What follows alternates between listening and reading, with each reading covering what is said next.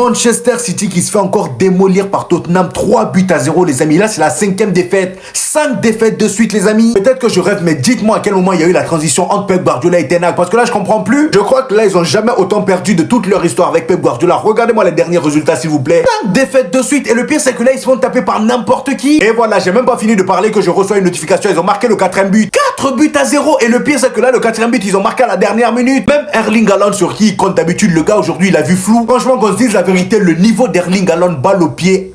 Toi, heureusement, les buts te sauvent, hein. Parce que depuis un moment, mon gars, je veux bien te défendre, mais tu me facilites pas la tâche. Le gros problème dans tout ça, c'est qu'on peut pas trop en vouloir à Pep Guardiola. Le gars, sur les dernières saisons, combien de premières ligues il a remporté? Pour une fois, il enchaîne des défaites, ça va lui faire du bien, mais franchement, le bien là est amer. Le plus étonnant dans tout ça, c'est que Manchester City l'a quand même prolongé jusqu'en 2027, les amis. Même eux, ils comprennent la situation, ils peuvent pas tout le temps gagner. Cette année, c'est l'année de Liverpool, personne va changer ça. Et encore une fois, je commence à croire à la poisse de ce ballon d'or là, les amis. Depuis que Rodri a pris ce ballon d'or là, il n'y a plus rien qui va. On le dit, mais nous, on pense que c'est une blague. C'est pas une blague, les amis. Vous-même, vous voyez, ils font plus match nul. C'est que des défaites. Et d'ailleurs, aujourd'hui, il a présenté son ballon d'or, hein, voilà, devant tout le monde, devant les supporters de Manchester City. Regardez-moi ça. Vous pouvez le constater, il est rentré avec des fumigènes. Vraiment, voilà, c'était pas si fou que ça. On va dire que c'était simple et efficace.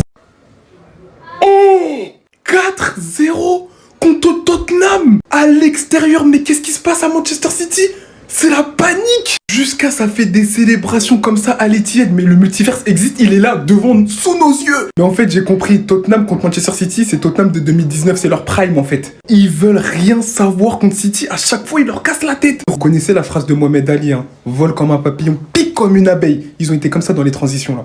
Tottenham, ils ont été comme ça. Manchester City, s'il marque pas, c'est à cause de lui. Trop fort Vicario. Lui, il faut pas lui donner la confiance. Il est trop fort. Quand tu lui donnes 1, 2, 3, tu vois qu'il se chauffe, c'est fini, il est inarrêtable. Faut parler de Kulusevski.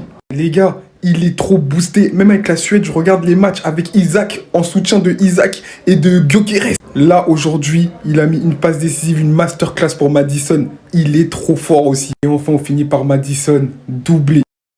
Doublé aujourd'hui, lui aussi, mais en vrai, je les charrie beaucoup Tottenham, mais ils ont des bons joueurs. Ils ont des bons joueurs. Haaland aujourd'hui leur a tout raté.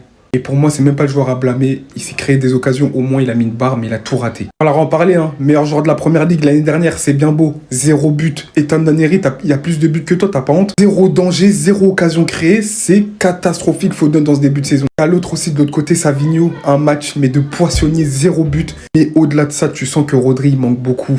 Le milieu de terrain, il arrive pas à se trouver. Rico Lewis en 6, c'est pas une bonne position. Mais en tout cas, franchement, c'est une dinguerie. Les amis, dites-moi ce qui arrive à Manchester City de Pep Guardiola et qui perd les matchs comme ça, 3 matchs d'affilée en Premier League. Les amis, qu'est-ce qui arrive?